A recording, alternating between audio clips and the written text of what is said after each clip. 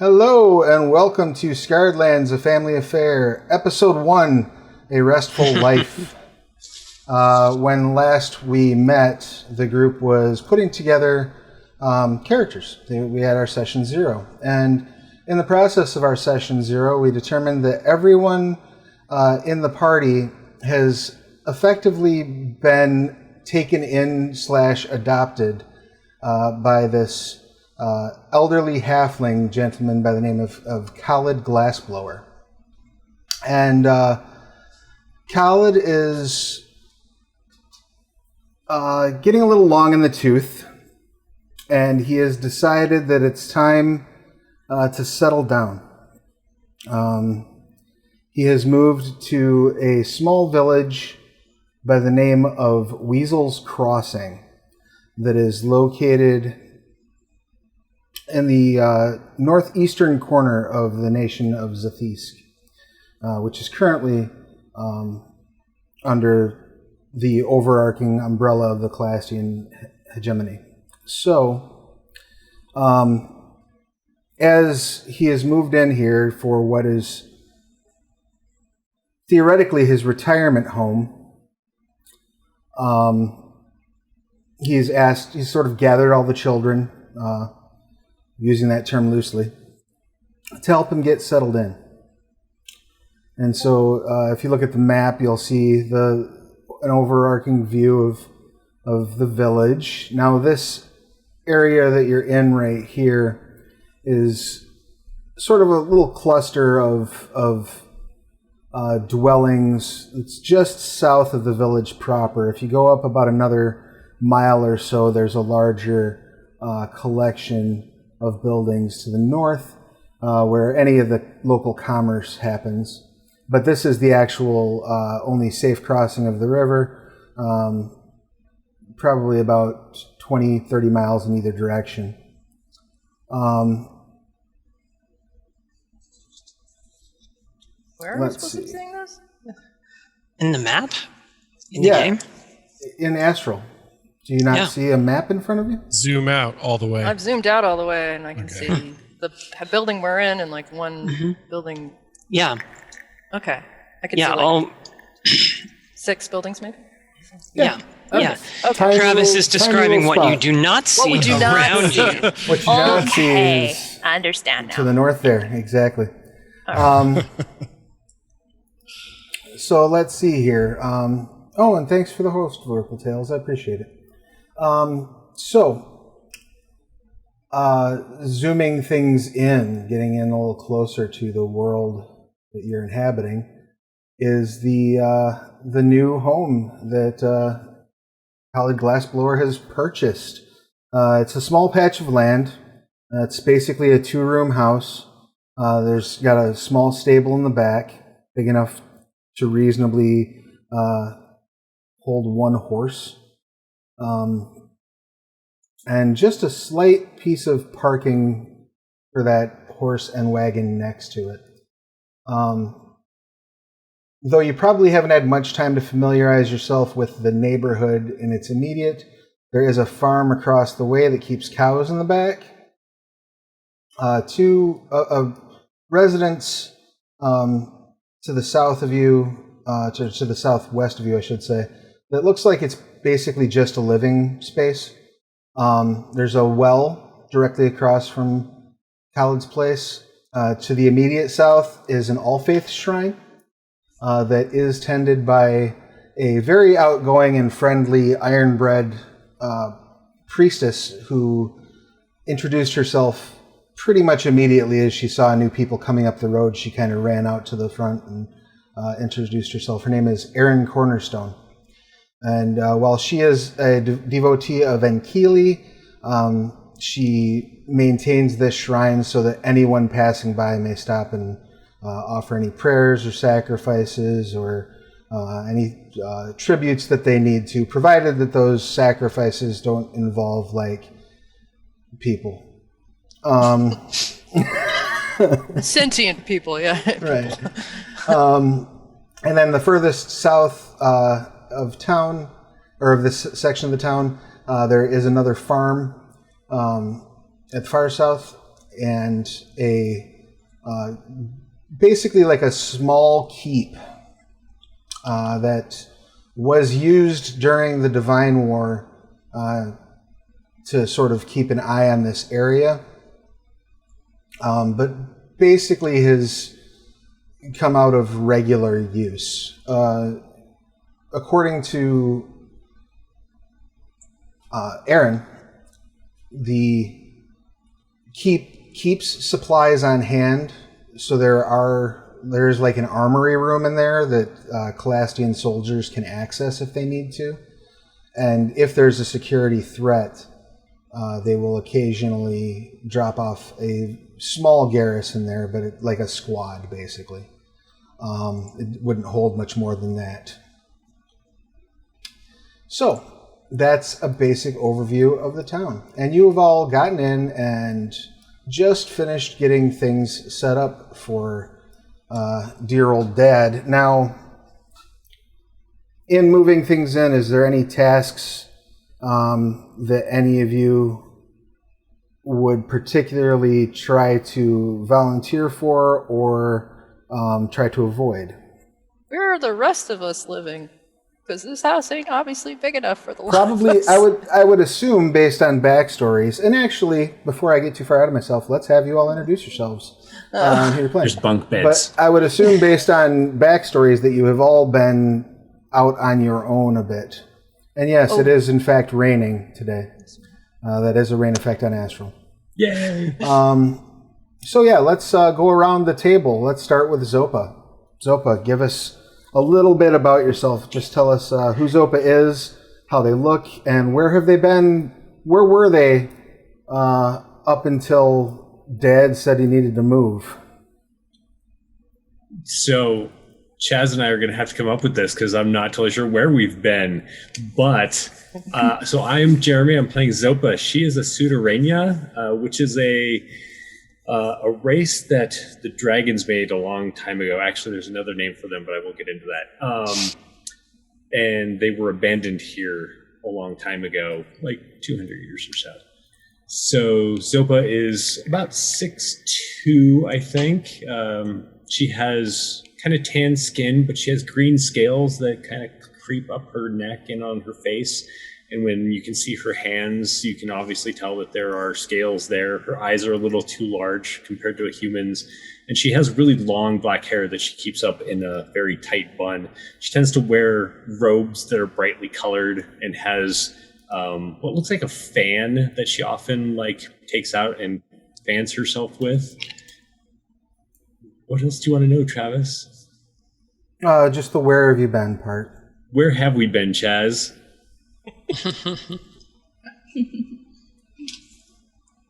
Chaz, I believe you're muted. No, So you're spoilers. muted. Muted from hearing me. So spoilers. Nuh-uh. Chaz's character is Zopa's brother. Yeah, Cheshire. Biological brother. Yeah, biological. We were found together. And basically what we talked about, we would have started training in our respective professions, but I assume close to moms and pops in the family. Yeah. So it could very well be that. Do we go out together a lot, do you think? Or because of the training that we're doing separately, do we not necessarily go out together all the time? My assumption is that we used to go out a lot together, like rat children, we're going to save that cat. And then we save the cat. And then we had separate training, and now we're coming back. Yeah. Now that we've had this training, and now we can go and save all the cats, so just that one cat. I feel like Zopa, even though she has her own training, has been checking up on you on a regular basis, though. That's probably smart. Yeah. Because she's the older sister, and I think she's the eldest amongst all of the people who have come to be members of this family. And so between watching over you and them and trying to do her training, she hasn't got a lot of sleep. She probably looks a little tired. That bun is a little frayed. Beautiful. And and Zopa's been off doing a bit of studying abroad as well, yes? Yeah, we'll go with that.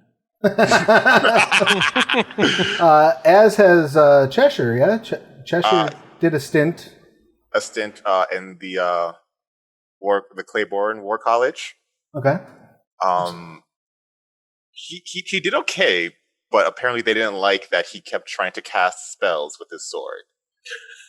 So he's a graduate, but like if you need 70 points to graduate, he got like 71. Like he may have been the person like, if we graduated, we don't have to deal with him anymore. Just get it done. He got D's all the way through med school. Yeah.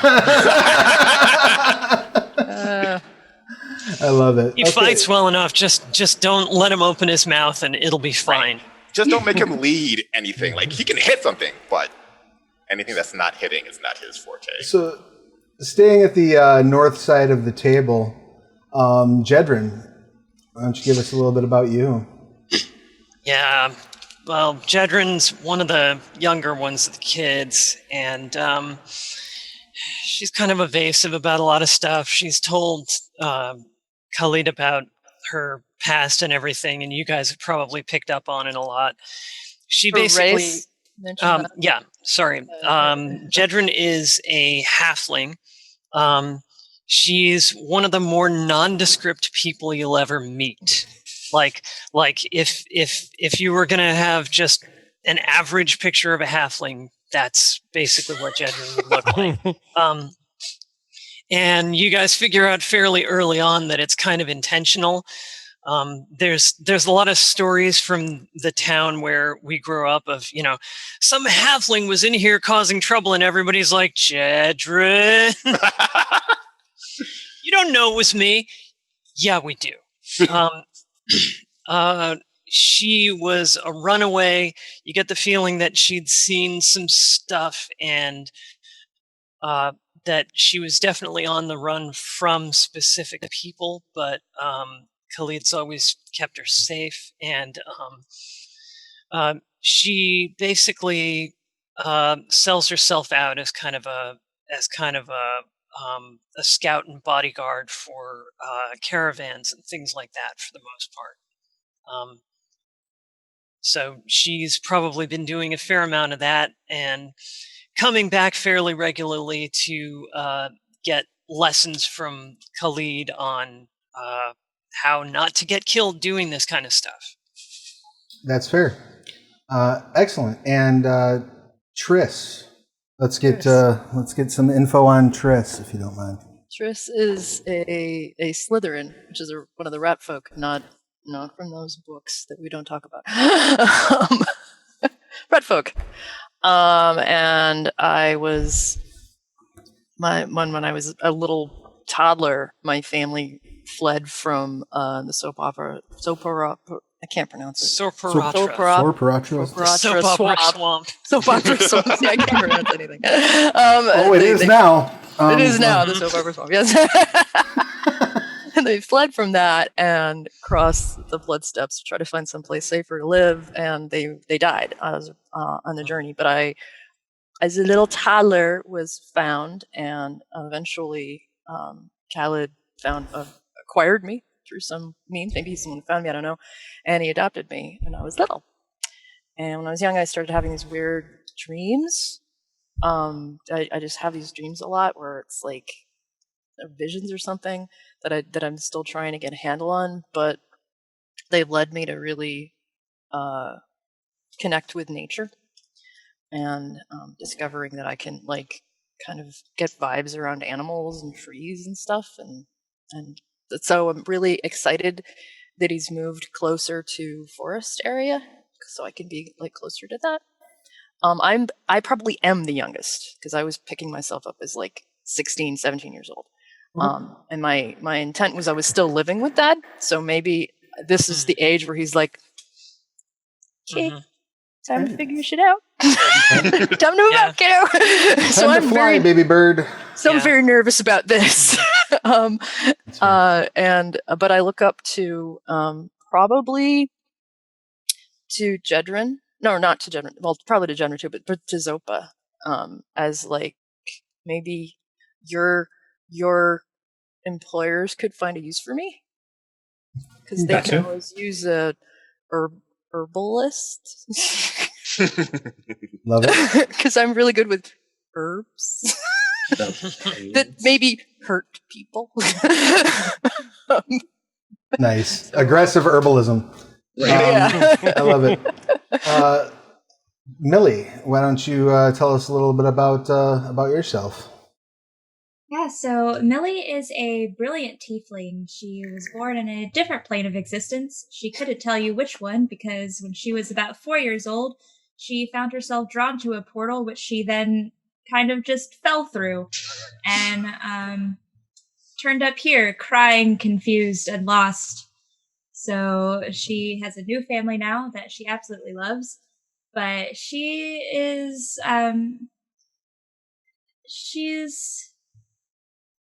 shy, skittish, kind of quiet. She looks completely human, except her eyes are completely white, which kind of creeps people out. And she seems sweet, but if she feels betrayed or if someone hurts someone she cares about, she can actually find herself becoming quite cruel or petty. She doesn't take well to that kind of thing. She also loves herbology, but from a more medicinal standpoint. She likes gathering various herbs and making her own medicines and things like that. And that's pretty much what she spends her time doing, is exploring areas that lack people. Okay. Cool. And then Korggix. Last but not least in size or stature. Yeah, I'm an 8 foot tall, like 300-pound Scrag. Scrag is one of the Scardland races. So Scrag it's very rare to see one anywhere near not water. And it kind of ties into the backstory of the Scrag. But to give you a physical description, I mean, 8 foot tall, 300 pounds or more, has no idea how old he is, as they're an escaped ex-slave from Clastia.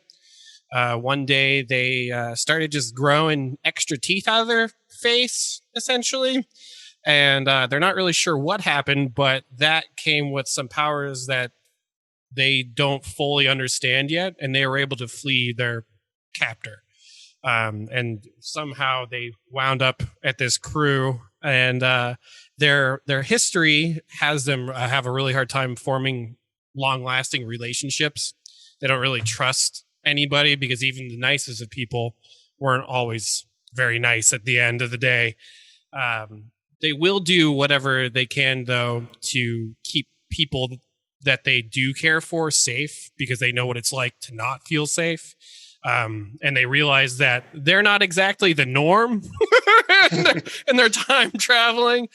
So a lot of what Korggix wants to do and see is who and what they are and what ended up happening. As far as they can gather, it has something to do with Titans, and they're not really entirely sure what that entails or what that means, and they're kind of worried about figuring it out. But yeah, they grow extra teeth at an alarming rate that drop out of their face and or body as time goes on. So a lot of the time, Korggix actually just goes by Gix because they themselves have a hard time pronouncing their name properly with the giant teeth and extra teeth in their mouth and all. Bit of a list. So, That's it. sometimes it depends on what kind of teeth are growing in. Right, and where they're coming out from. Yep. I can fix up an herb to help you with the gum pain. We've been over this. It doesn't work. So how would the children divide up the labor of unpacking and setting up this? Clearly, you can see opulently appointed home. I set up the kitchen Okay, because I'm used to cooking for Dad, and I don't know what he's going to do without me. that's fair. I think What Zopa's about- walking around trying to help do everything and getting almost nothing actually done. And I feel like maybe Cheshire notices this look on her face that looks so much like Khaled used to look when he was raising Just Us, this haggard, worn out, exasperated look on her face. Come on, we'll get it done. I'm just grabbing big stuff because everybody around me not big. Excellent. Big stuff would be like the bed. Your father has a ridiculously oversized bed for being a halfling. For being a halfling. I just pick it up by myself. He's a spreader. I think he brings home company sometimes. That's possible as well. So yeah, you're probably doing a lot of work. We're doing a lot of work in the bedroom. Is anybody else focusing on that region? I think I'll also help, like lifting like bookshelves or whatever it is. Takes a lot of strength. Just like Jedryn. Why don't the two of you both give me perception rolls as you're moving the stuff in there? Do I have perception? I Don't have perception on the bar, so let me get it real quick. Failing that, well, it's not on the bar because that would be a proficient check, so it'd just be a wisdom ability roll. Oh, it's just wisdom? All right, Well, got it. if you have, I did it. You don't have Holy proficiency. shit, I actually nailed it. Oh! Nice. Leftovers from my friends. Beautiful. All right. So Cheshire, you notice there's this sort of metallic door on the floor, but not much of it, really. Doesn't strikes you as it must be like a basement door or a trap door or something like that. Maybe there's a basement. It's locked. Guess doesn't matter. However, Korggix, you notice that there are inscriptions along the entirety of the outer border of this trapdoor. They are in bizarre characters. What languages does Korggix speak? That's what I was just thinking. I thought he had a specific language tied directly to Scrag. That would be Titan speech. Okay, so Primordial. Titan Speech, Giant, and Primordial are the ones I have then. Oh, right. Yeah. And Lydian, I hope. Or whatever language we all speak. Common, I guess, is it that would fall Clastian? under that. Chances are good Yeah. that you all would probably actually speak. Yeah, you would probably all speak Glastian or Calastian, and you would is probably this- also all speak Halfling. So you can all add Halfling. to Halfling your doesn't. language. There's no Halfling language. There's not a Halfling tongue. Are you sure? No, there's no Halfling tongue in Skylands. There's an ancient dead Halfling language that hasn't been spoken hundreds of years. Then yeah, I guess it would be. I guess it would just Zathisk, be. maybe? Zathis Calastian and or Zathisk. Zathisk. or Shalzari, but those are the three in the region. Sorry. Yeah, you would be Sorry to get a speaking. lorry at you, GM. Then you'd all speak Calastian for sure. 'Cause I would assume that's what the dominant language in the heteronomy is. Yeah. Unless there's a Kiskian loyalists, in which case it would be Kiskian. Right. Not to our overlords, the Calastians. All right. So yeah.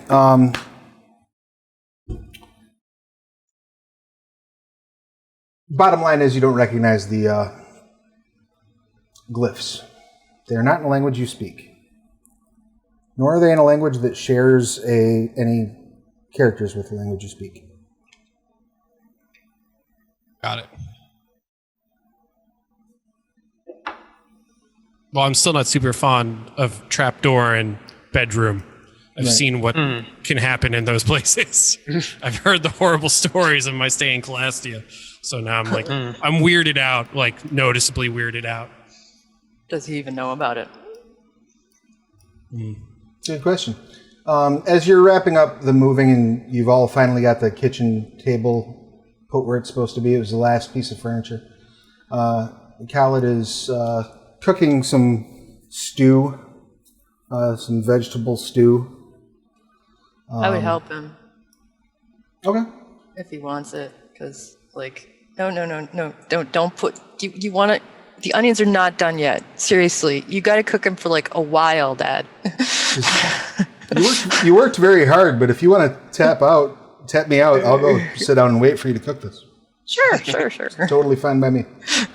He grabs a glass of ale and makes his way over here and sits down. I have the cooking skill. With proficiency with Proficiency with cooking supplies? skill. Yeah. Excellent. Go ahead and give me an intelligence check with your proficiency bonus, please. Righty. Let's see. Intelligence. Send to thing. Send to chat. And that's not with the proficiency bonus, so that's 11. 11. You make a good, reasonable home-cooked meal. So as he's sitting down, he just says, "Thank you all so much for coming up here and helping out. Means a lot." Am I in the room yet? Yeah, you all have kind of gathered around the table at this point. Cool.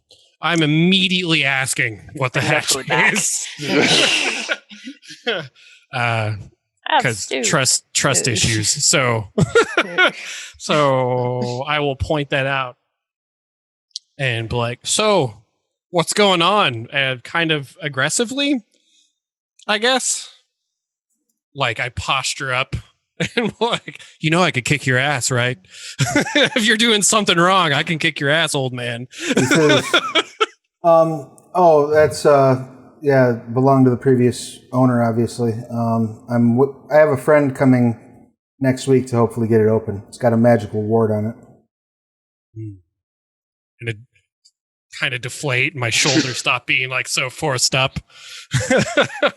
I just kind of nod, and that's it. That's all I do. I don't like you in a house with a magical ward in it, Dad. That sounds dangerous. It does seem odd. It's fine.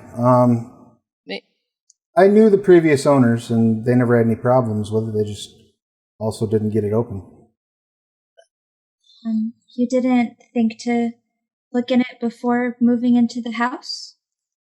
Well, yeah, I thought about it, but then I realized I couldn't open it.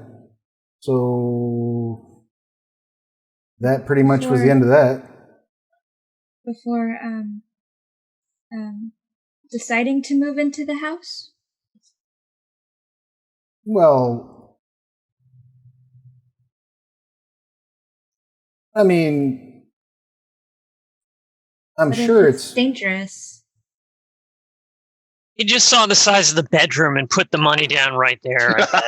First of all,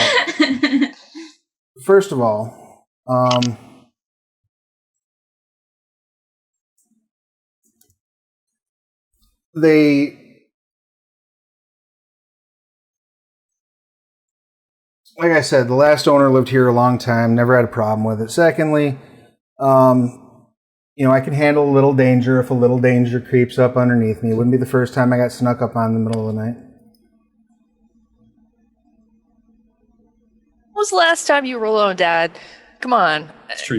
Your adventuring days are behind you. That's fair. I don't like the idea of you being alone here when some weird, what did you call it, Kix? A gate?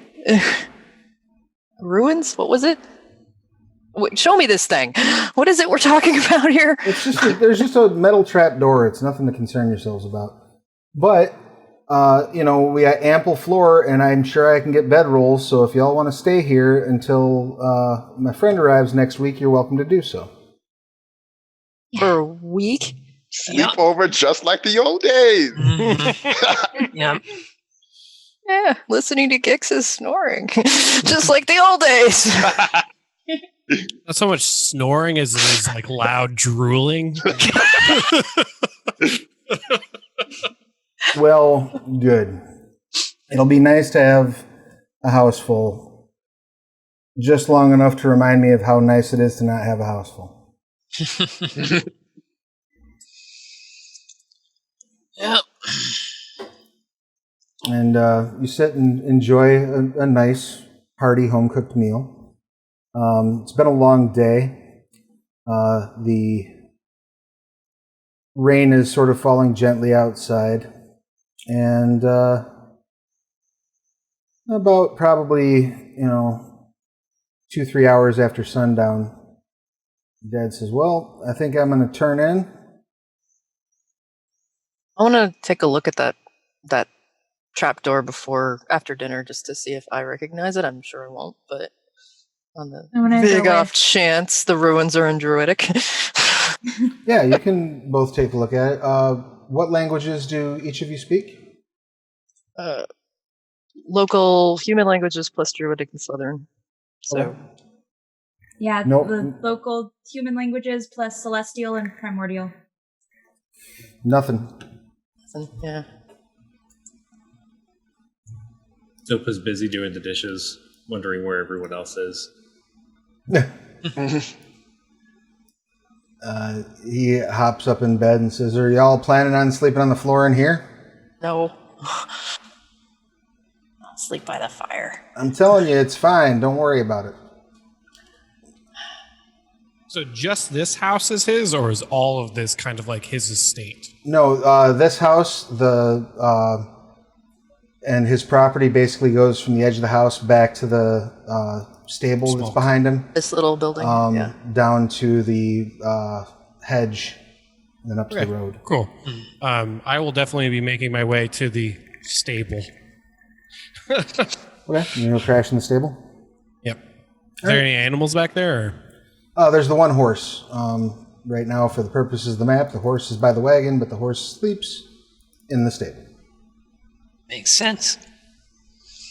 As you're heading out to the stable, Korggix, go ahead and give me a perception check if you do not mind.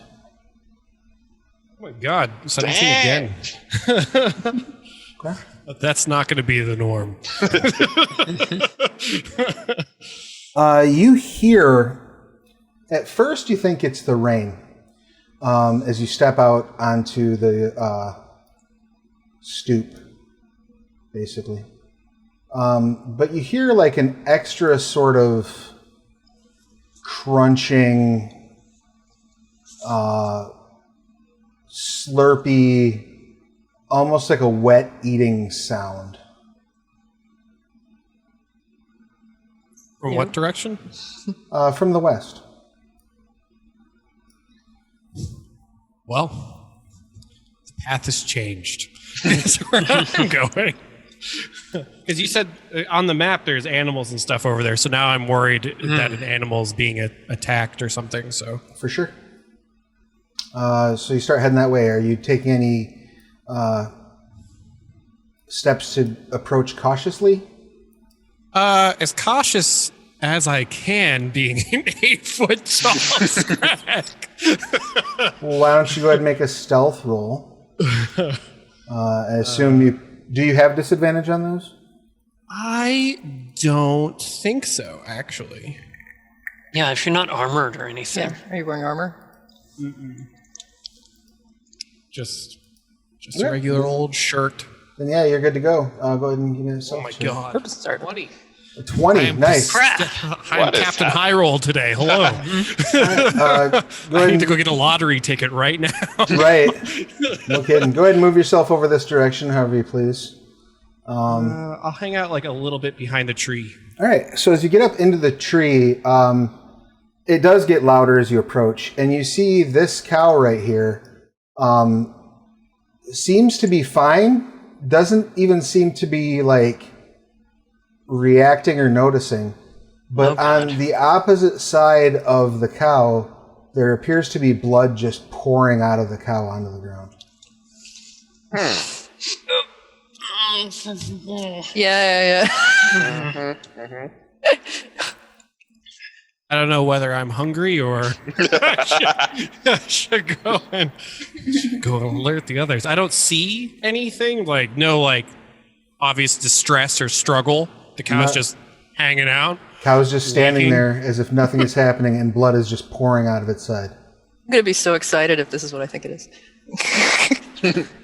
I will. I don't know who I would have. Who seems to be like? Oh, you know what?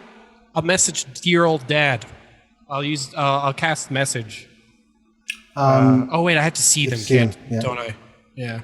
Shit. Can I see anybody through the windows? Wasn't If you look in the window over here, you would have a pretty good shot on.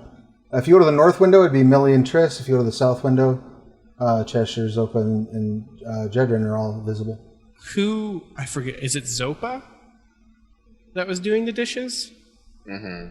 Would they? So they're not in the window or anything like that. They're like tucked away. That was who I was going to shoot the message to because. Well, they're all kind of now at this point, sort of like chilling out. Dishes are basically done at this point. So, all right. I mean, So you can theoretically see any of them if you get over to the window. What's the range on message? The 120 feet. Okay, yeah. So it's more visibility than anything else. You're muted. You can probably make. I'm muted. No, Fran No, is. I'm muted. I was Person who I can hear when they speak when they're not muted. Yeah, your dark vision's 60, right? My vision is indeed 60. Yeah. And actually, message is kind of an odd one. You don't have to see someone, you just have to be familiar with who they are and know pretty much where they are. So you can cast through solid barriers up to a foot of stone. Okay. Yeah, foot of stone, inch of common metal, thin sheet of lead, or 3 foot of wood. So if this You basically house is just have the to know- thickest house, Basically, have to know which direction they're in, effectively. Yeah. Exactly. Okay, Yeah, that's it's fine then. Bluetooth. Nice. Okay. All right. So yeah, That's yeah, you can message Zopa absolutely. Yeah, I'll tell Zopa that I heard a funny sound outside. I wanted to make sure that nothing was wrong and there's a cow. I'll just say it. There's a cow leaking. Come outside. So, but like her head tilts as she's listening. What? Gix found a leaking cow. I'm gonna go look, and she'll start Like- heading outside. Wait, do the rest of us hear Milk. this? Yeah, I say it outside. I say it out Like loud. milk? Uh-huh. Is he hungry? I Are you don't know. hungry? Yeah. Is that All right. mean? Leaking. Knowing Gix, it can't be good. And I pull my rapier and go with you. Yeah. I know. Like run back and like get my sword. Like, yeah, I'm prepared too. I just go. Sword. I love your characters. I cast sword. As soon as you, So good. as soon as you finish that message, Oh shit. We don't get out. no, you're all getting out the door, and as you're getting out the door, and you've finished the message and gotten the response, you see what looks like the intestines of the cow fall out onto the ground. Ugh. So I see that. Yes. And the cow's oblivious. As you see this like blob of moving, skittering fur move its way up onto the cow's back, spreading out the length of the cow's body, and as it moves, like the flesh beneath it just disintegrating away. So it's the Scarred Lands equivalent of hungry hippos, but rats. Kinda. Rapacious rodents. So on that note, let's go ahead and get our very first initiative of this game going. What do you say? Ooh. Yep. I had to fight to get these things in the creature collection. Oh my god! Hit a 21. Are my rolls broken? Yeah, I don't know what's going on with you, better man. believe I'm like I attack. It's like I rolled failure. a 1. Dead before I I'll be reached the stabbing fight. myself here in a second. Love it. All right, you are all where you are when we start. The first initiative does, in fact, go to Korggix. What would you like to do? I don't know what these are. Are these common-ish? Give me it would be a nature check, actually. Which is, I guess, intelligence? With or wisdom? intelligence.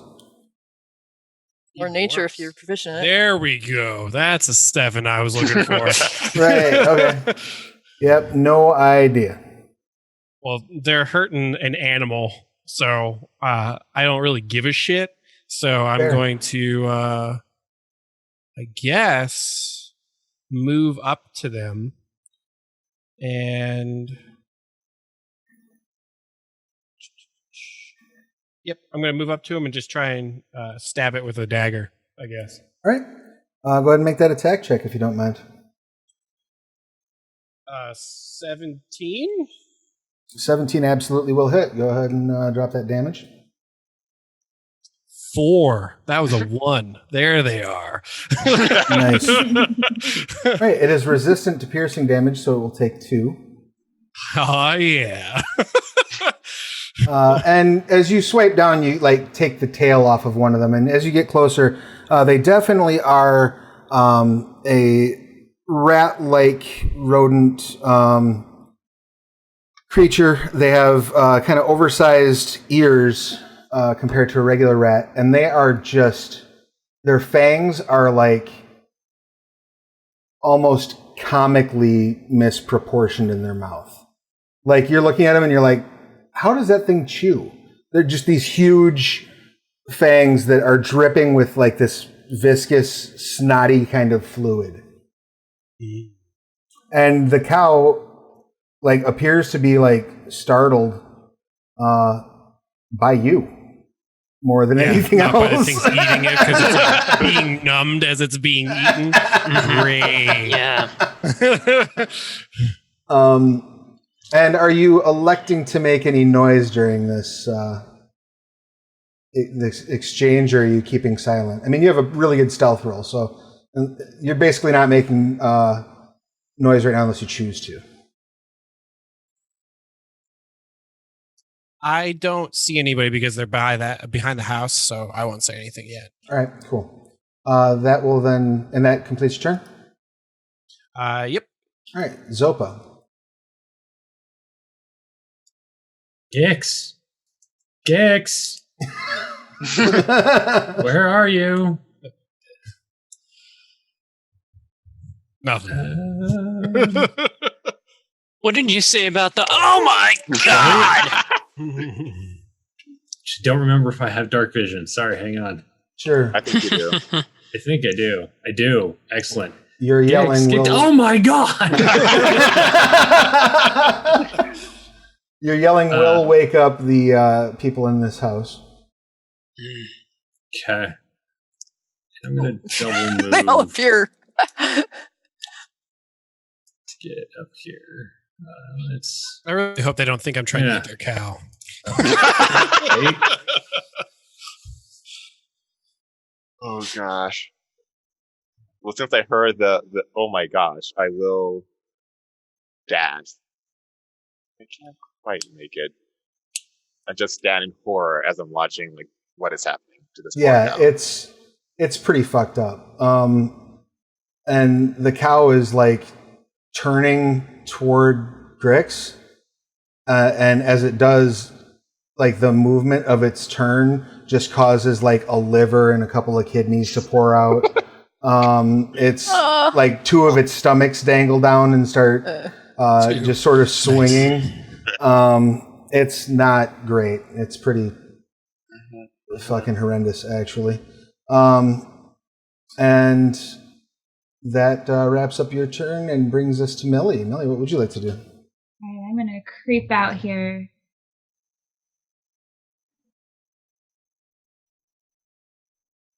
Chad asked if you cast dash. That's funny. Trying to figure out what sword magic that would look like. Do you like row with your sword to go faster? Can I see what's going on from here? What's your dark vision range? My dark vision range is...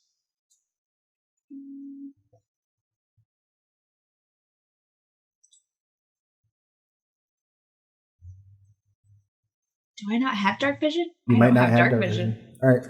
Neat. You can make this is going to be a perception roll at disadvantage because of the darkness, the rain, and the trees. I mean, I'll probably just move closer. I haven't used all my movement. All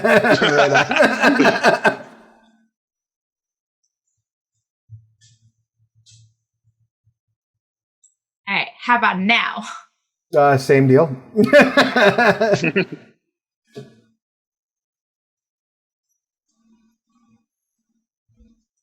Perception at disadvantage.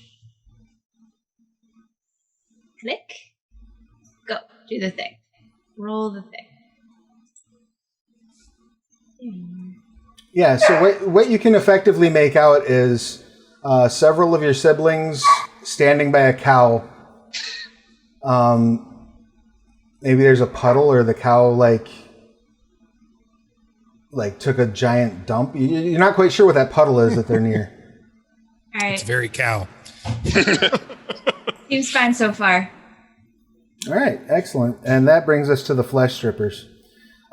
So as you have poked the dagger in, and the cow is trying to turn, these flesh strippers start running up your arm, or at least trying to.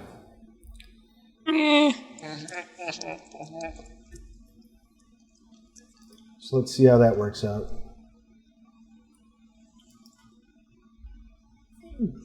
I assume a 23 hits you. Yeah. Regardless of what I was going to do. So, yeah. All right. You it's not take good. 6 piercing. Oof. That's not for level 1. And I need you to make a Constitution saving throw, please. This is a poisoning effect. I don't know if you have a resistance or immunity to that. I don't think I have it to poison. Okay. You said Constitution? Yep. 19. All right. So you make the save, which is fortunate for you. You're not poisoned. It's fortunate for you in one way. I feel it. Right. You can feel like the tingling sensation at a few of the bite locations. Like it clicks to you like why maybe this cow's not feeling it. But there are plenty of those bites that you do feel. As you see like exposed bones start to appear on your arm. Like it is not great. This is going to be, by the way, the funniest fight ever if you dive into that well. The shortest season ever. As we all The flesh die. rippers look up into your well, no, because Gix can regenerate. So In water. That's immediately what came Why to you mind. would dive into that Looking well. up like they're on fire into a well next to friend. Endless supply of food for these things. All right, that's the flesh stripper's turn. Get them off you Jedryn, what before would you like to dive do? into the well.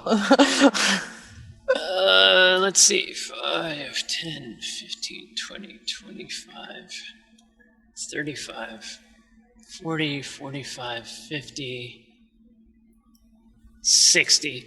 Oh, holy crap. That's pretty much it, right? Like, that was your whole... Yeah. Mm-hmm. All right. Triss, what you got?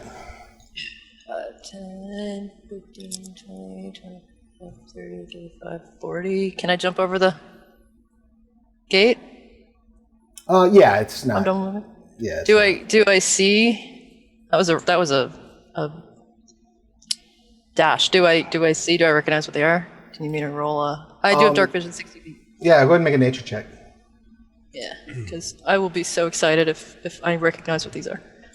When I see Triss, I'm going to be like, your cousins or something are eating me. Tell your friends to stop. Oh yeah, you exactly. absolutely recognize them, Triss. Try to catch some of them alive. They're so valuable. That's what I shout. They're so valuable. Oh my god, it's flesh strippers. Oh my god, oh my god, oh my god, this is so cool. Is my reaction. Excellent. So whilst that is happening, let's do a little bit more initiative as the Copperfields have now woken up. So we'll see where they fall in this. Oh my god.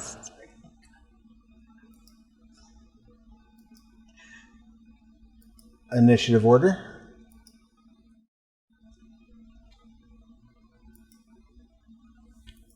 So Teresa has a 19. Enrique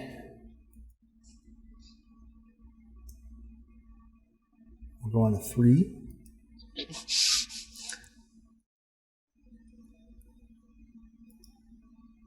And Rinaldi on a 1. Yeah. All right, and just for kicks, let's assume all this shouting has woken up your father as well. All right. He was barely asleep. Korggix, what you got? Well, like I said, they're like swarming me now, right? They're not Right. like on the cow anymore. Right. So I'm the hoofing swarm it to the well. Right. So the swarm has actually, effectively split. You have half of them on you. yeah, the well's closer than the river, so I am hopping in the well. That should be my 30. It's just enough. And I'm going to then cast, when I get there, Blade Ward on myself. Okay. And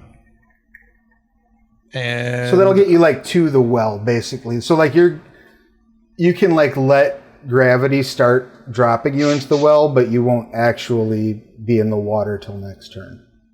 Follow what I'm saying? Yeah. Well, that's what we're gonna have to do then. All right.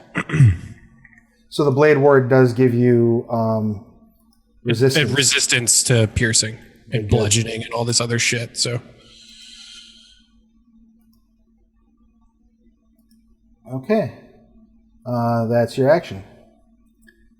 Love it. Next up is Teresa Copperfield. She's going to get out of bed, collect a lantern and a crossbow, and walk to the backyard to find out why there's so much noise in her backyard. Teresa knows what the fuck is up in this. Have we met these neighbors yet? You have not met these neighbors yet. No. Ooh, that's not good. Best introduction ever. well, the good news is there won't be the 8-foot-tall, 300-pound Scrag that no one's ever seen before in this whole region, standing next to a cow going ah with his arm in the air. So silver lining. I'm a little disappointed you didn't take at least one turn to just run around and point at it. If I was close to the river, that's where I was originally going. I was like, oh man, I could maybe make it to the river, but I didn't want to expend dash to script my reactions. So Yeah. No, that's fair. So that brings us to Zopa. What would you like to do, Zopa? So Zopa screams, "Get them off of Gix!" And then she pulls out that fan and begins stabbing the ones on the cow, which will probably look amazing to Teresa. Yeah. Oh, wow. Nice. 22. That will absolutely hit. playing the knife game with these things. And they take 2, as that is just straight up slashing damage, correct? Yeah. Excellent. And that will then bring us to Cheshire. What you got?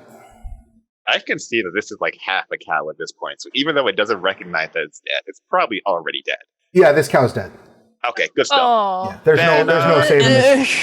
Short of divine magic, there's no saving this cow. Then I got to protect my family, so we're gonna draw the arcane focus, and we're gonna cast it to fireball, which does a nice wide cleaving slash. Excellent. Oh. when I was running, I was just screaming about needing to be in the water. So if you want to use the arcane focus to push me, perhaps. Use Mage Hand. You were screaming about being in the water. Yeah, okay. Then Zopa has that. We're gonna use. I just want to hear you cast spells. That's all I want. We're gonna cast Mage Hand and just kind of I like just want to hear these casts. push him in. All right, I'll allow it the same attack roll, because it effectively would be. Are you resisting this attack, Korggix?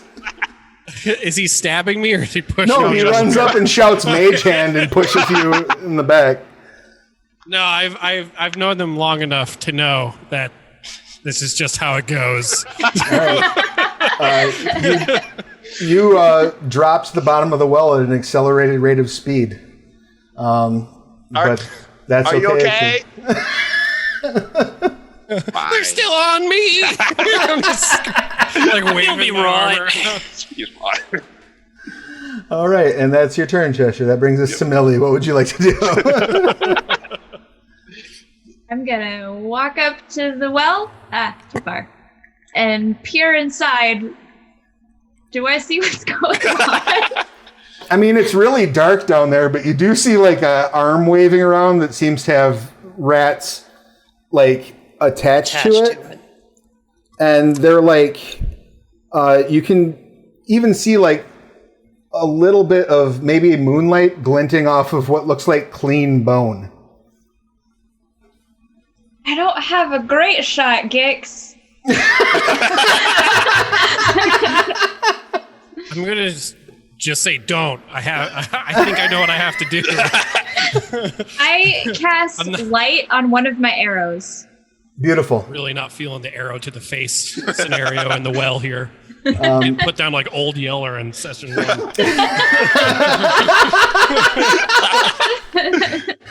You cast light on the arrow. The arrowhead starts to illuminate area. Was it 20 feet around you?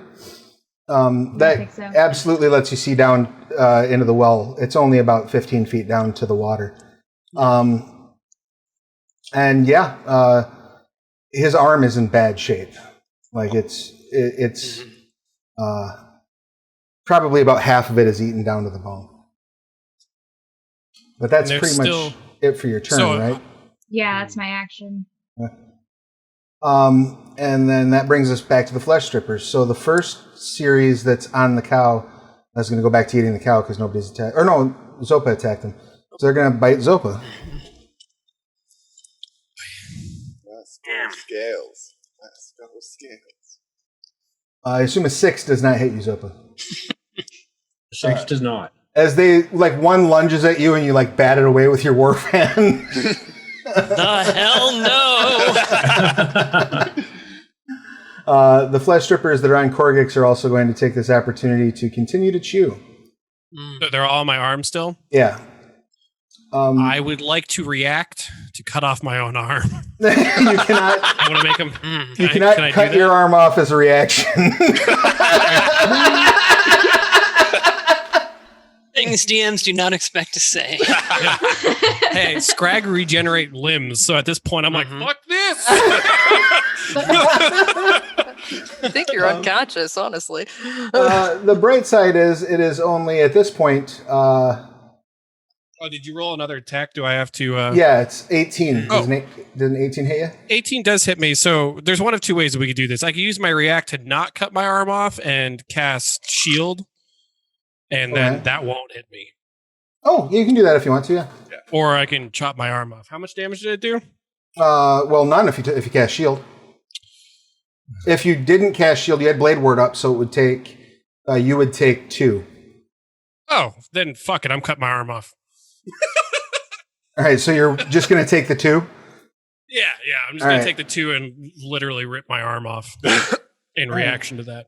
Well, you may not even have. I mean, like I said, you can like start like you're going to pull your arm off. Oh, so it's going to take me a second? Yeah, it would take you time to remove your arm. And now that you are in the water, your regeneration will start at the end of your next turn. So as long as nobody does you fire or acid damage, these things can't kill you, basically. Right. Yeah, I'm just worried that their attack might be acid, so I'm kind of leery of that. But you've had a successful attack. They're not. It is not acidic. Okay. Well, I mean, each time that you get hit, you run the risk. As much as I want to rip my arm off, I assume it's not going to be a good time and wasting my time doing that. Probably won't be. Yeah, it's not going to feel good. So as much as Korggix wants them off of him, he also likes his current arm. But I do need you to make a Constitution saving throw since they got a successful attack on you, though. Yeah, well, that's what I was going to say. So can I do the shield then? Can I use my reaction to shield myself? Yeah, if you prefer to do that and then not take the 2. If it's going to take me multiple turns to chop off my arm. Yeah, it's not. Arms don't come off easy, especially at first level. All right, So what did they roll for attack? It was 18 to hit you. Okay, so with shield, I would have 20 AC. So. Yeah, so it misses. That brings us to dear old dad, who gets up and damn it. Sorry about the alternate timelines of do I cut my arm off or not? You're all good. He is going to dash as a bonus action. Yeah, let's get that at level 1. That definitely would have been a great session 1. That's hard at level 1. Session 1, my character chopped off his own arm in a well. Dad is not level 1. Dad is much higher than level. He just like darts out into the middle of the area and goes, "What the hell is going on out here?" And has like 2 daggers in his hands. There's something eating the cow! And you hear And from also the bottom of the Gix. well, and me. Oh, and also Gix! Yeah. You're fine. You're fine. Please don't tell Dad. All right, then he'll use his actual action then to dive down into the well. Oh God, no! Shit. So that's his full turn. Jedryn, what you got? Okay.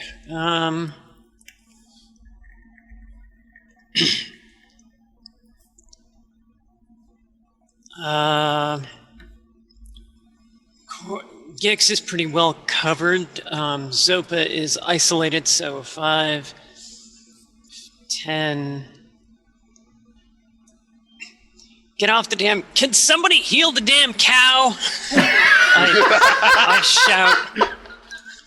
Because it does not look happy. And I'm gonna... I seem to be the only one threatening the flesh strippers, so I'm assuming I don't get sneak attack. Zopa's up close enough. Oh, okay. Because she would have had to have been to attack, so. Yeah. Or the first strippers move to attack her. Stab with my rapier. Does a 19 hit them? Oh yeah, absolutely. Okay. Then they take 5 piercing damage. All right. And then I get to roll my sneak attack, which would be very exciting. That's What a the lot hell? on a sneak attack. Holy crap! I didn't edit the dice down. That's not. Yeah, Sneak no. attack is that many. Rolling in Ds. here like a assassin. That would be 4 points. 4 points. That's a little better. Yep. Yeah. So And total I of will 9 edit piercing, that now. and they are halved. So that's 4. Oh, wrong person. I was trying to kill you, Dad. Sorry about that. All right. So you go slicing at them, and princess. yeah, a few of them fall off. It's you're whittling down that side quite a bit, which is good. That does that end your turn then? Yeah. Excellent. I believe so. Triss, what do you got? Assuming the cow isn't dead, I will try to heal it. I mean, its innards Does it are get a on set the death ground. save? But divine magical healing, so I could heal its innards back into it. Yeah, if you want to like throw cure light wounds at the. Yeah, I'm throwing a cure light wounds at the cow. Light wounds. 2 of its 3 stomachs are on the ground and a liver. Welcome to D&D. It's only at half hit points. Did it not? What happened there? I didn't see it do anything. I did not do anything. A 7 popped up. So, yeah.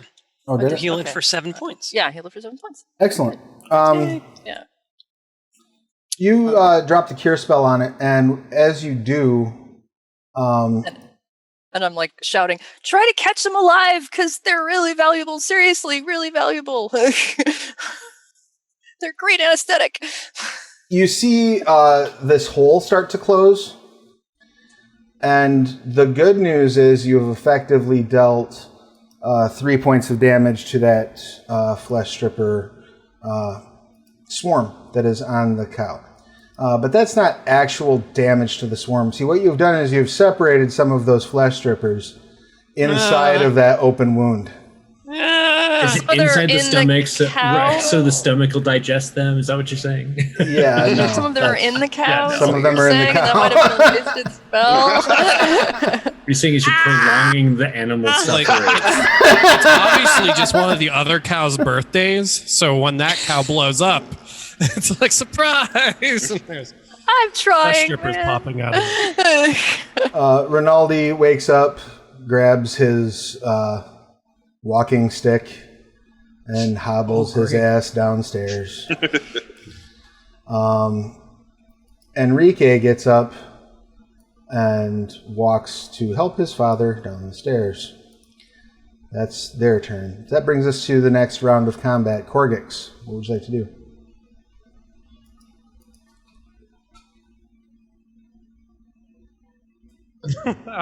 So how well are they swimming in the water? Fine. They don't appear to be like... Not capable of swimming. Right. Yeah. Okay. Welp. I guess what I will do then is...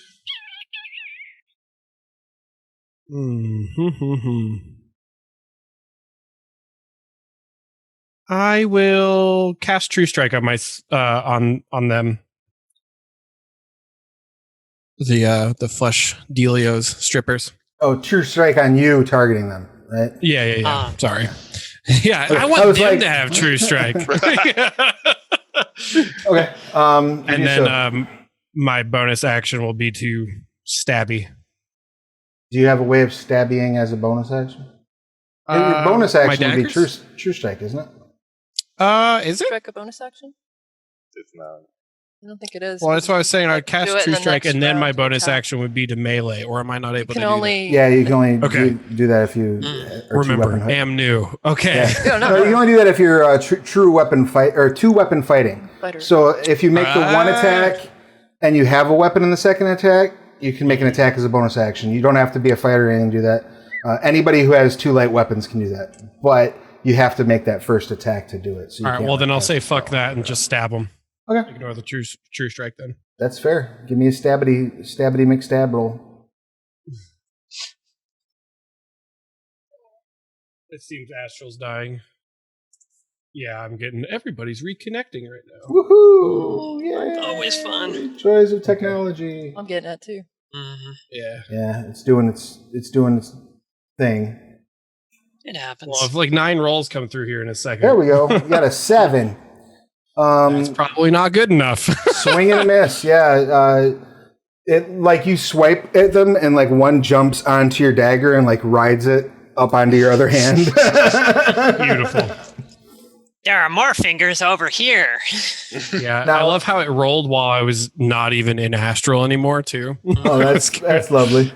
So that does end your turn, and since your turn has ended, you then will use your regeneration, right?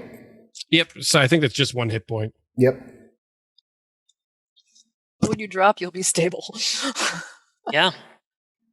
Okay, here I'll comes be extra, fine. Here comes extra dagger rolls. And that brings us to Teresa. Teresa steps out, Oh, my first dagger roll was a 19. What the shit? and she's going to make a perception roll. Okay, so she has a pretty good concept of what's going on. She comes out, goes through this gate, and starts moving the other cows to the other side of the fence. Or- That's the one thing about Santa Clara, all the damn flesh strippers. Zopa, it is now your turn. What would you like to do?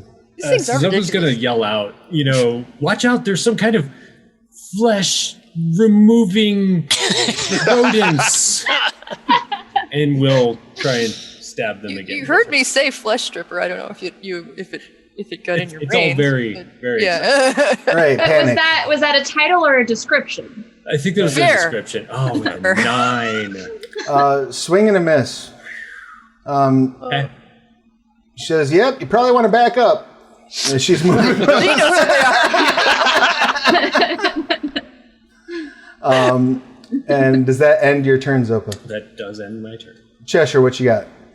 Pops is down in the well, right? Right, like you pushed Korggix in, and then your dad ran out. Like, now, mind you, you've seen your dad run before. You know he can haul balls and whatnot, but he went from being in bed to the bottom of that well last turn. In a round. 6 seconds. Yeah.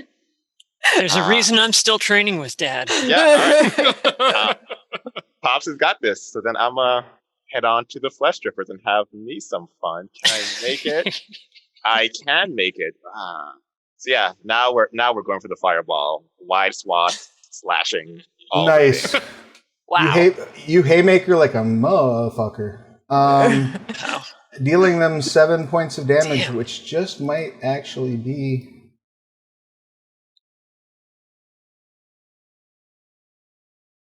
All right, so you've basically wiped out the vast majority of this colony. There's one lone flesh stripper left who drops off the side of the cow and starts trying to make a break for it. They Capture that one. do not. Get him! They do not disengage. I'll try and grab it. So, I mean, yeah. If we Yeah, get, can we- I want to try to grab it. But Yeah. Brogan's like, Yeah, you're all there, so all of you go ahead and make a What's the athletics check. athletics? Oh, of course it's athletics and not Athletics? acrobatics. No, of course. Good thing Korggix Oh, isn't there grapples. because he might actually be able to do that. My mage hand is still up. I'll just use that too. Well, Cheshire, Oh, wow. you got the Okay. highest. Cheshire got the highest roll. So the good news is you caught it. The bad news is you caught it. Yeah. That's why I wanted to catch it. So we'll just see how that goes when it lands in your hand. Does a 17 beat your armor class? Well, considering that I assume I did not have any armor, yeah, definitely beats it. All right, so you will take 5 points of piercing damage. And I need you to make a Constitution saving throw, please. Yeah, you might not be going ow, ow, ow. You'll be like, what the fuck? No, that's a ow, ow, ow. No, that's not how. Yeah. So you are poisoned. While poisoned, you are completely numb to pain, pressure, and even temperature. You have disadvantage on dexterity checks, dexterity-based attack rolls, and dexterity saving throws. You are immune to the incapacitated, stunned, and unconscious conditions, and if reduced to 0 hit points, you automatically stabilize. Yeah. Interesting. So you're at 4 darts is So- too many. You catch this thing, and you One of the turn best movies around ever. and hold it out to Triss. And Triss, you see it. You see like bones starting to appear in his hand. Like, My turn? Or? no, it's Millie's turn. What would you like to do, Millie? Okay, I have the shot now. Now that I can see, I'm gonna shoot. You hear that, and you just see my arm shoot out. Blurgle! I'm gonna shoot my glowing arrow. Excellent. Nope. Into the well. You shoot the arrow into the water, and like the water now has this cool, like it's underlit. So Oh. it looks really neat, but has not helped the overall situation at all. Those who don't have dark vision can now see in the well. That's Yeah, true. I helped. Dad can see, you know? That's just set up for next turn. Yeah, that was on purpose for the like dramatic aesthetic. Dad can see what he's doing. He's not working blind. He Yeah. can't see in the dark. Excellent. So the flesh stripper that's on your palm has obviously taken its action. The 3 that are inside the cow chew their way out and like fall onto the ground and take off running, just scooting in different directions. It's engaging. The ones that are on, well, no, but nobody has a reaction because they'll use them to try to catch the rat. The ones that are on Korggix are going to chew again. A 6, I assume, does no damage, or does not hit, I should say. So you're fine on that regard, and that then brings us to Pops, and your Pops is going to make a stabbity stab. Fortunately, since you are within 5 feet of him, he gets advantage on this attack roll. Nice. So instead of being up, now I'm just going to hold it out to him.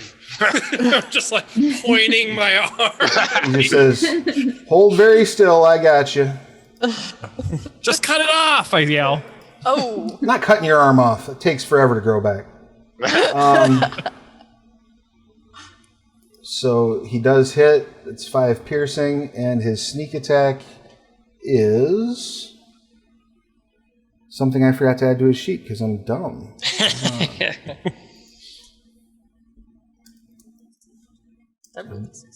Bring up the rogue class.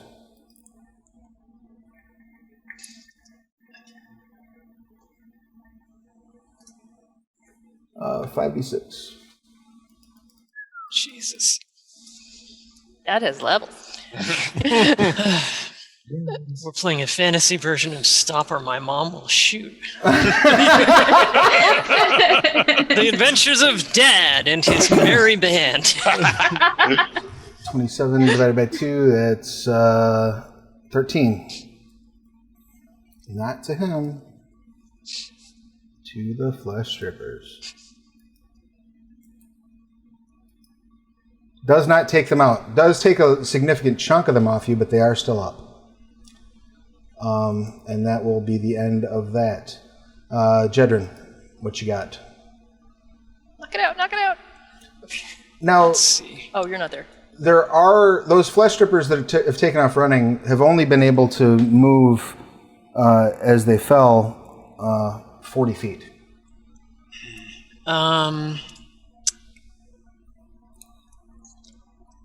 Drop my rapier, whip out my short bow, and twang. 23. Okay, yeah, you absolutely hit. pop one. Yeah, 7 piercing damage. You pierce one of them to the ground, like where it was running away. Yeah. Any other actions, movement, anything like that? You're sharing a space with Cheshire. I think I can do that actually, because I'm a halfling. So, well, maybe I can. I don't know. I'm not going to worry about it right now. Oh yeah, you can. You absolutely can.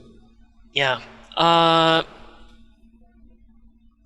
guess the rest of my action, I'm going to be backing up Teresa, Okay. just in case one of them turns around and gets a big idea. Okay. So you start like herding the cows over into the corner. Mm-hmm. Yep.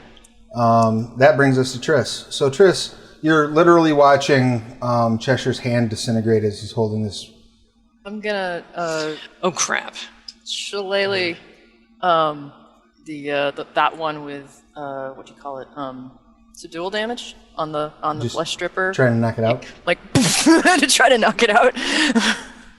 All right. Go ahead and yeah, that absolutely hit. Like, poof. You unconscious. All right, yeah, you knock it out. It drops down and starts snoring, and you realize your hand is numb. And My hand? no, Cheshire, and Cheshire, yeah. it's not like normally like if you ever cut yourself with something sharp, and then when you see it, you feel it. Like you see this and don't feel it. This is gonna really hurt. Explain At some point in the what you're future. feeling to me. Remember, what this does is it for feel like? posterity. Please. This is for research purposes. Well, I can see my bone. That's weird. You're not supposed to see that, right? That wasn't there like a second ago. No. Rinaldi steps out into the back porch with Enrique guiding him, and he says, "Is everyone all right back here?"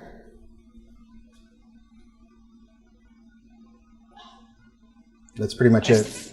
Elderly human man. He's wearing a nightgown. No. He's prepared. Enrique, run and get the priest. Enrique like One and the young one. drops like a heavy sigh, like fine, and like runs through the front of the house.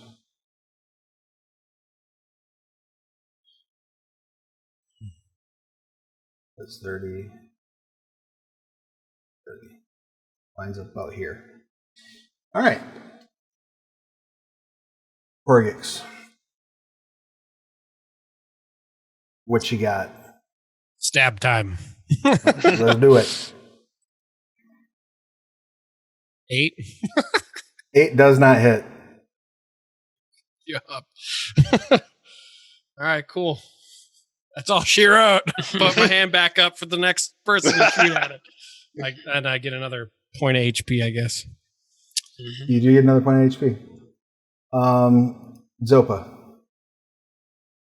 I'm gonna grab Cheshire's arm and be like, "Oh my god, are you okay? Look, this is terrible. Do you feel it?" And I'm going to be poking at it, but, in that way that I'm trying to figure out what's wrong with it. Yeah, That's so cool.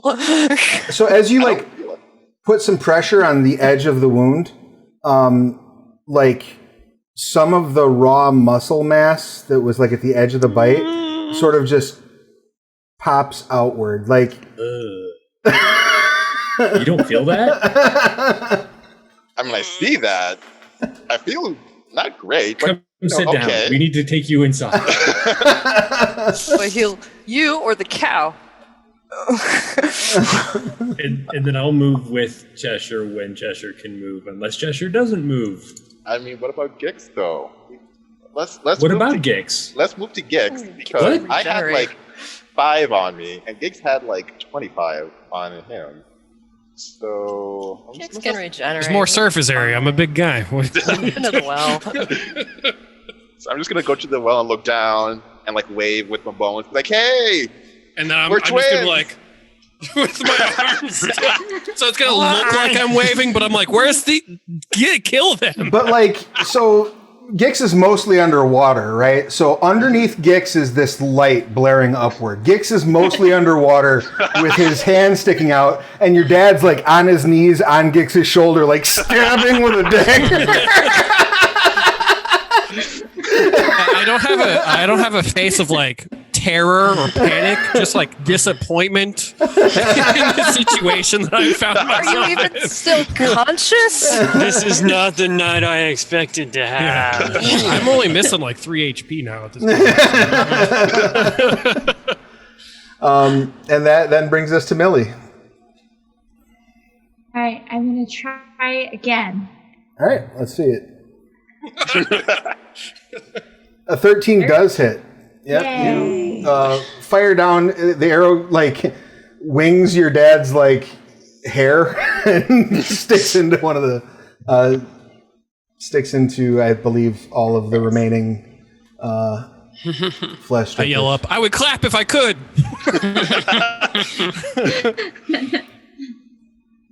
Yeah, so that brings an end to the flesh strippers. Yay! Yay. Woo! I plunge my arm into the water. Is it possible to rescue this poor cow? Can you bring the arrows up, please? No, not at this point. Yeah, I can. The cow, as soon as nobody's standing around it, the cow just falls over, and Because I did have one more spell left, so everything else kind of if I had pours out a chance, of it. I would have blown it on the cow. but- Yeah, I'm gonna try and recover some of their arrows. So I'm gonna like swim down for Millie's arrows. Okay. Do I need to roll or anything for that, or do I no, just find there's a one of them's glowing. It makes it a lot easier to find them. Please One of keep the rat creatures impaled on the arrow, please. So I guess while I'm swimming around down there, I'll try and like kebab them as much as I can. It's not hard. They're stationary, and this well, the actual like pooling of water there that runs through is probably about 5 feet deep or so. So I mean, you could So I don't have to swim. I literally just bend over. Got it. right, and even if you did have to swim, you're used to that. You have a swim speed, so that wouldn't affect you. I'm gonna have Right. to purify that water in the morning, aren't I? Right? Yeah, wouldn't recommend drinking it. Even if it's just me in here. That effectively brings a stop to our combat. Can I roll to see if I know what these things are? Because yeah, I wasn't absolutely. there to hear my sister talking about them. I assume I skewered all of them on the one that had hit one of them. So the one that's the arrow that's illuminated, if it still is, doesn't have anything on it. But I will hand it knowing that they can't see. So like, here's your torch. Aaron and Enrique come running up from the south. Aaron says, I'm told someone was wounded. Oh. Yeah, I'm pretty sure I would have healed all the way by now if it's by the end of each of my rounds. So. You're fine. I think the only person who's...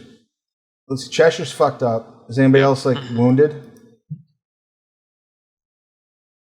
How's dear old dad doing? Is he in the well still? Or did I No, he can climb out when you. As soon as it's clear. Throw his ass out of there. I mean, you could like fastball special him up to the top if you wanted to. Aaron walks over and says, "Well, it takes a couple of rounds. So, were you going to go over and heal Cheshire before the priest arrives?" Me? I was going to talk to the woman whose cow was just killed. Oh, okay. Then you're talking to the woman whose cow was Hello, killed. ma'am. I'm holding up the rat. It was these things, but they've got a great antiseptic property to them. So I'm sorry about your cow. I tried my best to save it, but the rats, there were too many of them. That's wonderful. We're much obliged for the help. The old man comes over. Oh, flesh strippers. I haven't seen those in quite some time. I'm holding one up. Have they noticed me yet? What? They don't seem to have, no. Okay, because that's the part I'm worried about. Do you have a bucket or something I can put this in, sir, before it wakes up? Yeah, once my boy gets back here, I'll send him in to grab you something. You're college girl, right? Uh-huh. Oh, it's a pleasure to meet you, Rinaldi Copperfield. And he bows, like you can tell he's like leaning on his walking stick as he bows. We served together, your father and I. Oh, I'd shake his hand, but I'm all like gross. I'm like trying to wipe my hand on my like hold the thing. Pleased to meet you, sir. Teresa comes over. Well, the good news, Dad, is we only lost one. The bad news is she was pregnant. Oh no! No. Damn it! How far along? That's the whole season. Teresa says we don't think she was more than a few weeks, but we were going to sell those calves. Not awesome. Well, you can. There's some money to be made from as I understand it, from the flesh stripper saliva. I could brew up a potion for it out of you that you could sell to make up for the cow, maybe a little bit. I mean, if that's mighty neighborly of you, you came over and saved our cows. Really, we should be paying you. Thank you. That's very, very kind. Rinaldi says, do you think you can excise any material from the bodies? Maybe. Possibly. I'll have my worthless waste of space dig for him when he gets back here. Whilst that's going on up top, blink, blink. Aaron and Enrique come up.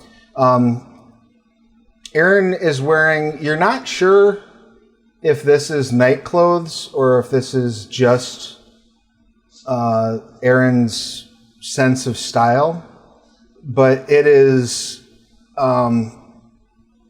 it looks like they're wearing like a knitted rug made from about 27 different colors of yarn that just has a hole cut in it that they put their head through. And they have a belt that's made of like 9 different colors of cording wrapped around their waist to tie it shut. What species are they? Ironbred. Ironbred. They're about 7.5 feet tall and about 6.5 feet wide. And what's that? I didn't think Ironbred were particularly tall. They're between 6 and 7 feet. And she walks up and says in a very gruff voice, "Does anybody need healing?" I think I'll need some healing soon. I'll show Aaron my my hand. Oh, that's no good at all. He grabs your hand and says a quick prayer, and you heal. Oh, thank you! You're still high, though. Oh, I'm still high. Okay. I can do something about the missing meat. Can't really do a whole lot about the. That's just going to need to wear off. Thank you either way. Zopa, stab my hand. No. I won't feel it. It's fine. You need to go sit down. Yeah, I was gonna say Korggix kind of like meanders over and just like picks up, gets ready to take over into like basically the drunk tank that I'm preparing over in our home. Enrique shouts and jumps behind the Ironbred and says, "It's a troll!" And Aaron says, "You're a troll." Yeah, that's what I was going to say. That's what I mutter under my breath. This is one of the family of this kind gentleman. Yeah, that's just Korggix. He doesn't harm anybody. Which you'd have known if you were paying attention when I was over there speaking to your father today. He says, "Well, that's fair, I guess." So, do I have to grapple Cheshire? No. He's not fighting. You just walk by and kind of scoop him up. He just goes limp. I was kind of hoping he would stay awake. I put him on my shoulders. And He's awake. He's just like, oh yeah, he can't feel anything. Like, So like the olden times, I carry around a little kid on my ragdolling on the shoulders. back of your head as you walk. Absolutely.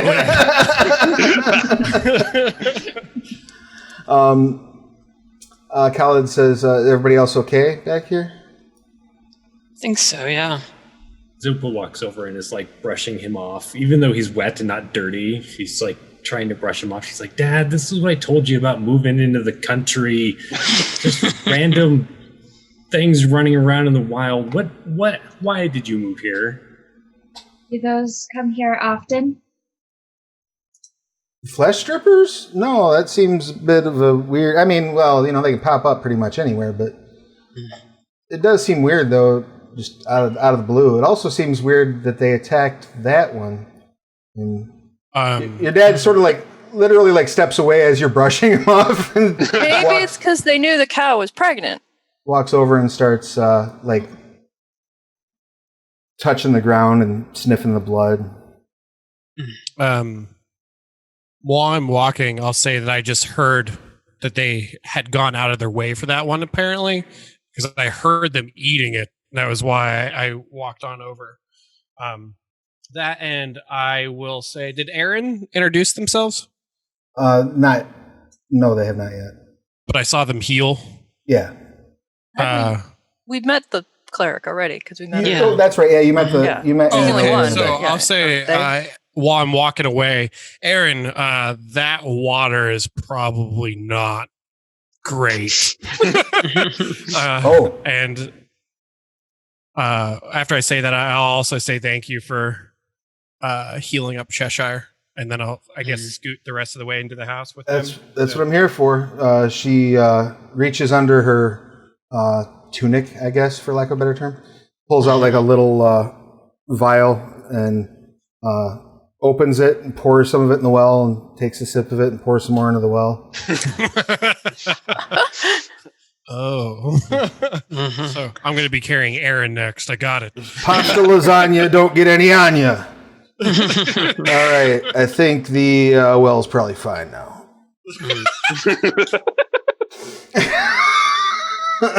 Did you collect? Can you collect the dead critters? Because I might be able to make potions out of their saliva. I showed Triss my little collection of dead things, and I was like, "You read my mind." This guy's actually yes. You see Rinaldi sort of make his way over to where Khaled is doing investigating. They start talking to one another. Can you guys hear that dog? Okay, good. My question is, when I put Cheshire down and like tuck them in, basically, like pat them on the head. Cheshire, are you okay? Are you okay to sleep here? I'm great. I can't feel much. But Yeah, I know what you mean. I just kind of like like as kindly as a Scrag can, like tuck him in. Oh, it's super delicate and dainty. Like you've got just like these two fingers holding the blanket. And... Right, because I used to have to tuck in like and deal with all the clothing and all that shit. So I have a ritual and routine down pat from my days in class. Yeah. I'll pat him on the head and wander back outside. And Triss and Zopa, you both made your way over to where Khaled and Ronaldo were speaking. Super excited about gathering these. They're speaking back and forth. Pretty sure none of you understand the words that they're using as they're talking. I've got Calastian, Thieves' Cant, and Zathisk, so probably not. And Lydian? None of it. The only difference that I have is Draconic. No, I I think have Giant, if for some reason they're talking about that. you're not if you're sure trying what to figure there's- out why they attacked that cow, the owners told me that she was pregnant, so maybe they like that. He looks up at Rinaldi, and Rinaldi says, that I'm aware of, that doesn't necessarily matter to them. It's the only thing that seemed to differentiate to me from what I know. They're hunters of opportunity. They usually will go for the closest prey. So my biggest concern is, what was their method of approach? For a hole in the fence. None, but the fence is not.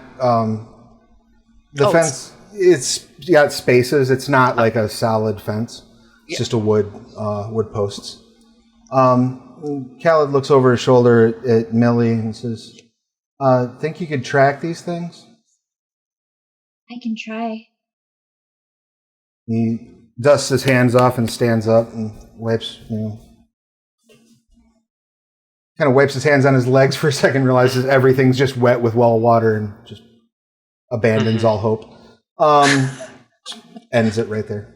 No, go ahead and give me a survival check if you don't mind there, Millie. Nope. Yeah, Nope. like there's so much blood and footprints of like your not necessarily graceful siblings moving all around this area. You like probably could have tracked them before. Yeah, I could try, I say, looking doubtfully at the blood and the footprints. Yeah, no, best you can make out is that there was very recently a large combat here that just kicked up all sorts of mess. He says, all right, well, I appreciate you giving it a shot. Well, let's all get in there, get some rest. We've had quite a night. Rinaldi, we'll talk to you in the morning. He nods. It's nice to finally meet you all. Yeah, sorry it's under crappy circumstances. Oh, you kidding me? This is the most excitement I've had in a month. Yeah, by all means, any of those rat corpses. Enrique, help them find the flesh stripper bodies. Fine. God.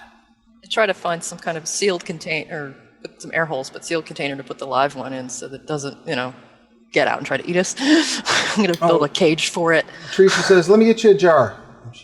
Yeah. Comes out with like a mason jar, basically. Perfect. I got a live one. Do you know how long we can milk this for? It's fantastic. You can milk them? Well, sort of. If you can collect the saliva without getting bit, you can use the saliva in a tonic, which helps as an anesthetic for people if they're injured and stuff. And I've read, I haven't done it before, but I've read that you can make like healing, that you can use it for healing stuff, like healing potions. So we're going to keep I it? don't know how to do that, but I hope to figure it out. It's really exciting. And maybe we can get some from the dead ones too. Should we name it? Sure. Is that a pet flesh eater now? Name it. Khaled says, its name is anesthetic maker. Yeah, that's one. Annie!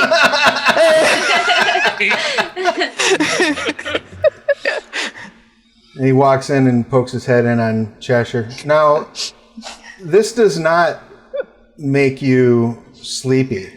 Yeah, and so he's by the window, like looking out, missing like everyone's talking. It in fact makes you immune to the unconscious condition. You're just numb everywhere. Korggix tried. Yeah, that's like Korggix like tucked me in. I had to like pretend to stay in, but as soon as Korggix left, I like snuck to the window and was like, he walks up and gives you a nice solid slap on the back and says, "How you feeling, buddy?" felt better, not gonna lie.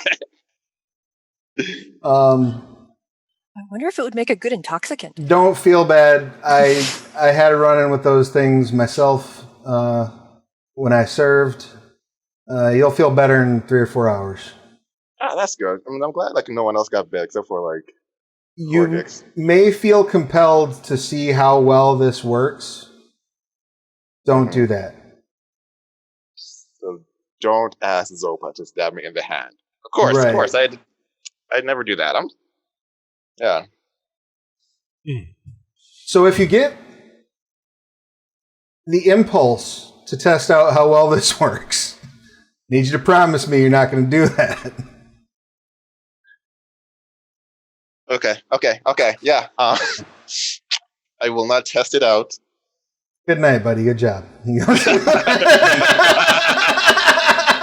I'll totally help you test this out. I really want to know how it works. So why don't we have Triss go ahead and make me a perception check or investigation, whichever you prefer. And you can take advantage perception, because Enrique is helping you. Okay, let me make the 25. Roll a crit. Oh, sweet. So you collect 30 corpses that are in good enough shape that the glands that create the saliva is still there. Sweet. I am also helping with this project. Yeah. All right. So you gather up the whole bit, and Enrique hands you the ones that he's got, and just goes, "Oh, gross!" and hands them to you. This is totally You're going into gross. my named potion that I'm going to make someday. One of the ingredients will definitely be flesh stripper saliva. He says, Maybe "Oh it'll be God!" an intoxicant. Walks inside. Teresa says, "You'll have to forgive my brother. He was dropped a lot." Is everyone okay? I think so. It's up to cow. Yeah. You seem to know a lot about these critters, right? Ooh. She says to Triss. A little bit. Is there meat poison now? Oh, I don't think so, but it might make your lips turn up. You probably want to cook it really good. Aaron says, "I can probably help with that." Yeah. This is the best hamburger I've ever had Yeah, in my life. it could make your mouth numb and might give you. It wouldn't kill you, but it might give you tummy trouble, depending. If you wait a while, and cook it really Just well. if you have any ulcers in your stomach, it might fuck you up pretty bad. But Yeah. So. I haven't crapped in 9 days. Aaron walks over and says a quick prayer over the cow and says, "Should be good enough to butcher. I would cut the side. I would lose the side that got hit. I'm gonna go back to bed now, unless anybody else needs me to, just call on the gods for them or anything." Thank you for your help, ma'am. Anytime. She gallops back to bed. Now with the collection of flesh strippers at your disposal, the family safe and healthy, and your first session completed, that's where we'll wrap things up for this week. So, Gonna set up a workshop in the barn to a little alchemy. I'll help. I sleep. Yeah, we can start a business with this, man. Any questions, comments, complaints, or concerns about today's session? I need Too a bad bigger we didn't sword to get cut two, my arm then off. we could breed them. That's true, yeah, if you had two alive. Well, now you just have to go. You have to figure out Find more. the sex on this one. Go find another one. Yep. Tame them so they don't bite you. I feel like we have already made like the overarching mission of this campaign. So now we need to find a female. Exactly. Yeah. Owlbear Ranch. Owlbear Ranch. Listen, we have this whole quest chain about taking out the Calastian government. Nope. No. Nope. No. Let's strip her. Well, to be fair, Korggix is probably super against keeping it as a pet. They were doing the creature collection Kickstarter, and it was like the Flesh Strippers wasn't one of the original monsters, and then they were doing these bonus. What do you call them? Goals, stretch goals. Yeah. And they had these packages of like X number of monsters in stretch goal. And there was a group of the Flesh Strippers were in one group, and there was another group. And I saw that, and I was like voting for, yeah, it's got to be Flesh. And they're like, and the other group won, and I was like, no, you need. And I wrote this paragraph in the thing why Flesh Strippers were awesome. And then they were, but I have no idea if it influenced the vote for the next round, but they were in one of the later rounds, and obviously they won. Yeah. But I was just like, please, you gotta get them. The Flesh Strippers are in fact in Creature Collection, and yes, they are one of my absolute favorite monsters to use early on in the Scarred Lands, or later. I mean, they're it's never not creepy to be like. One of the wonderful things about the Scarred Lands is you're a level 12 party wandering around and see our 1/2 creatures show up in your bedroll, and you're like, get it off, get it off, get it off. It's a great little encounter. Like Sturges in regular D&D, you're like, stop it, fuck off. But these things, you're like, oh god. Yeah, they're kind of like the Sturges of Scarred Lands, except I think they're neater. I think they're more interesting. They are definitely fun. Yeah. So on that note, we are we're getting up to wrap time. So whilst I am throwing a link to the Scarred Lands Creature Collection in the chat, let's go ahead and just do our quick who you are, what you do, and your pronouns, and pertinence. And let's start with, I have a whole new setup for our overlay, so I have to figure out which way I'm going to do this. We're going to go clockwise, starting from me, based on what I'm looking at. So I guess we'll say Triss. Go ahead and give us your pertinence, please. Sarah Stewart. I'm she, they. I'm playing Triss. She, rat folk, herbalist, caster of some kind. Druid. I am the co-author of the Scarred Lands novel Vigilant, which I co-wrote with Fran, who's playing many of the characters.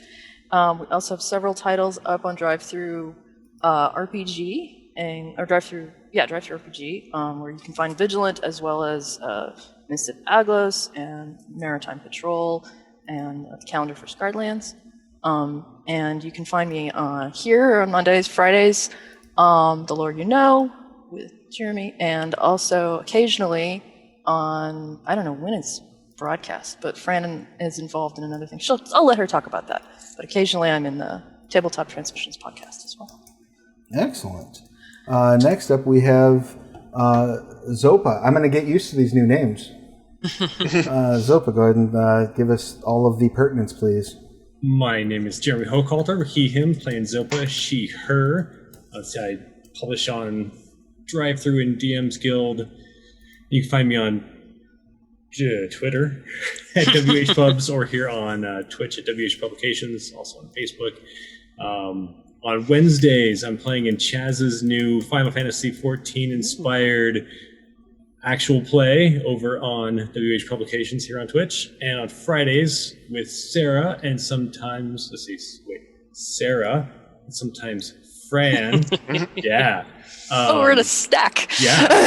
We do The Lore You Know on Fridays. And then after that, Chaz plays in the Curiosity Cache with me Friday afternoons, which is also Scarred Lands. And all of that is over at the WH Publications channel? It is. That's... You can click on my name and go right there. Absolutely. And I also threw a link to Jeremy's work in the chat. Go check it out. And next up we have, I'll get the names right. It's Jonlin? Jedryn. Jedryn. Oh, Yeah, 'cause don't I'm worry looking about at it. the wrong place. What was it? Weird font. Jedryn, yes. Yeah. So, hi, I'm Fran Stewart, pronoun she, her, and I'm playing Jedryn, the grumpy fuck halfling rogue, also she, her. I do all the stuff that Sarah was talking about, and also I'm part of a trans-focused but not exclusively trans tabletop gaming podcast called Tabletop Transmissions, which you can find on Podbean and I think also on iTunes. And you can find me on Twitter at Ronald Valor and everywhere else as just Fran or Francis Stewart. And I love making new friends. Also, I've been doing a bunch of work lately on the Scarlands Wiki, which is a completely volunteer effort, but which I think has the opportunity to be a fantastic resource for Scarlands players. So drop by that, check it out. Feel free to contribute. It's everybody's wiki.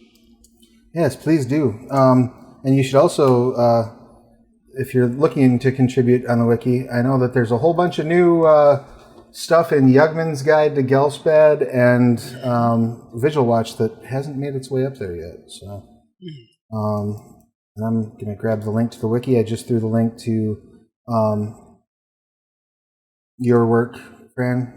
Yeah. I mentioned Tabletop Transitions because Fran's been working on that for like a year and a half, almost every week, and has never mentioned it. It's true. I've appeared on it, and we forgot to mention. I think we mentioned it when I appeared on it. Maybe that. From that yeah, I think so.